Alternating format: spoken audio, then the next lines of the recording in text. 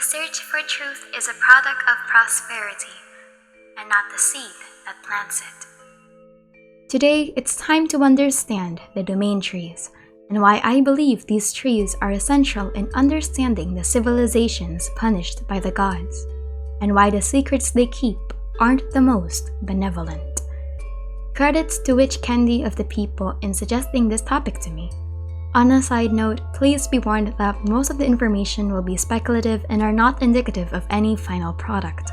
So, let's begin. The trees that we see when we do domains are known as the Irminsul, as stated in Lisa's voice lines regarding Mona. In Saxon mythology, the Irminsul is known as the Great Pillar, but was reimagined by Wilhelm Tut to be a large tree with its roots bearing through the 9 worlds of our universe. The concept of the world tree is pretty common in most mythologies.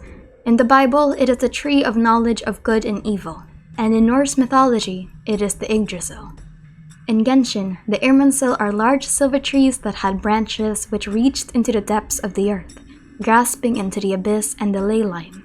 According to Albedo, the trees we see in our domain are not as ancient as we think, stating that truly ancient silver trees are 1 to 2 miles tall. Some people in Teyvat dedicated themselves to studying the world trees. One of such group is Mona's Circle of Witches, or the Hexen Circle, along with Alice and her master. I believe these trees are the key in understanding what happened not only to Conria, but also the dead civilization of Dragonspine and the lost tombs of the Ice Age civilization. So, I have 3 points that I think are crucial when studying the world trees. First, most are in old domains of the old civilization, from the Ice Age civilization to Conria. Secondly, the trees are sentient. And thirdly, the trees are celebrated through sacrifices, human sacrifices, and they are the sign of what humanity is willing to do for the smallest hint of wisdom. So, let's begin with the domains. The descriptions of the domains in Teyvat tell the tale of the ancient lost civilization that may have been mentioned in the Prayers artifact set. This was the civilization that faced the Ice Age of Teyvat. According to the Court of Flowing Sand, this civilization was once in antediluvian times, but was lost to history. There was once a foolish ruler who dreamed of building a high garden in honor of the white sacred tree, but now it was all lost. The people of the ancient civilization were ambitious, but also delusional. They sought power and wisdom, yet disrespected the gods that gave it to them. It was through this that they were punished and now roam the domains looking for answers they'll never find. However, we know that their story does not end. The next civilization followed in the footsteps of their ancestors. According to the Tiara of Flame, these people would send their priests to dive into these antediluvian ruins, and long-buried altars to seek answers and enlightenment. The people would go find these trees only to understand if their prosperity will survive. Where will they be after 100 years? 1,000? This cycle pressed on and on.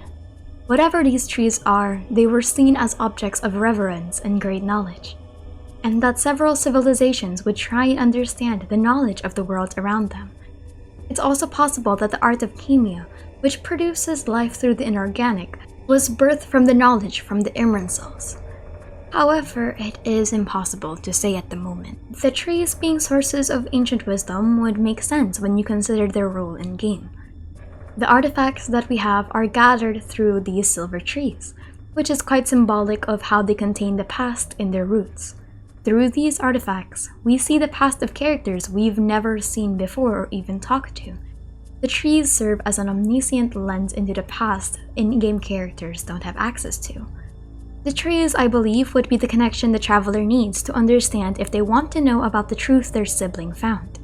If the trees are linked to the civilizations that were destroyed by the gods, then the traveler can study them further to know the memories stored within their branches. Because for the second point, the trees are sentient.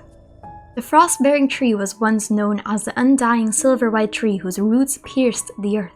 While not properly bearing the name of the Irminsul, it was still characterized the same way. According to the Frostbearer, the tree regained its memories and remembered the death of the Dragonspine civilization.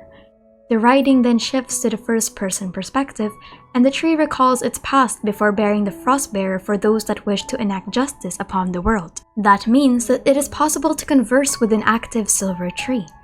I believe that if a strong enough magic that exists could not only reactivate but also commune with the trees, it's most likely the travelers. We know that they have the strongest connection to the elements as seen in Inazuma, when they touch the statue of the vision. My guess is that in the future, the traveler will try to find a way to speak to these trees directly or through their fruits. We know from the 1.5 event that these fruits give tremendous power to those that can use them properly, since they are condensed forms of energy. But the fruits aren't the only source of knowledge these trees have, because they are known as recipients of human sacrifice. There was a time long ago where humanity would receive prophecies from the heavens directly. The divine promised them prosperity, and humanity eagerly accepted it. But when they asked the divine if this prosperity is eternal, the divine had no answer.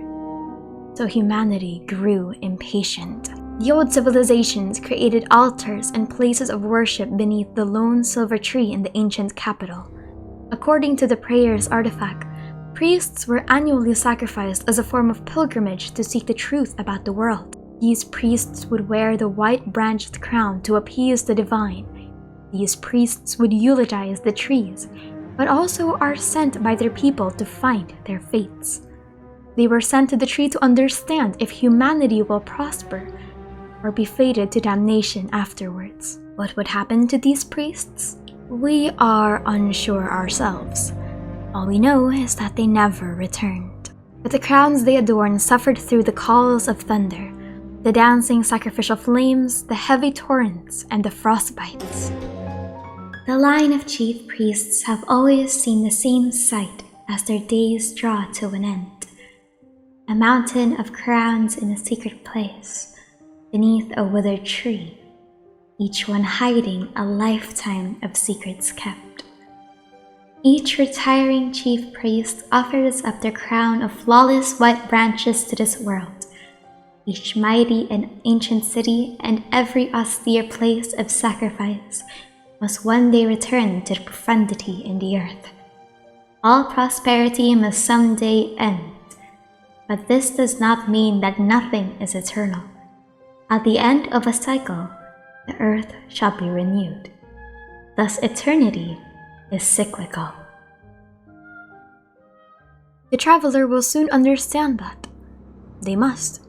The truth of this world is that everything must perish and be born anew. That is the will of the gods.